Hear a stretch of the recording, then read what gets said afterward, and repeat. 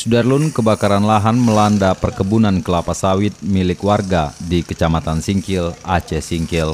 Areal perkebunan kelapa sawit yang paling luas terbakar, salah satunya berada di Desa Pemuka. Puluhan petugas pemadam kebakaran dibantu personil TNI dan Polri berupaya memadamkan api.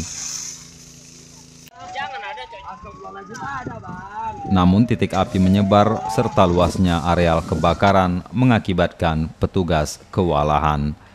Pihak BPBD Aceh Singkil menerjunkan 4 mobil pemadam kebakaran untuk menghalau api. Sayangnya tidak semua bisa masuk karena kebakaran jauh dari pinggir jalan. Upaya pemadaman pun lebih banyak dilakukan secara manual serta menggunakan mesin pompa air.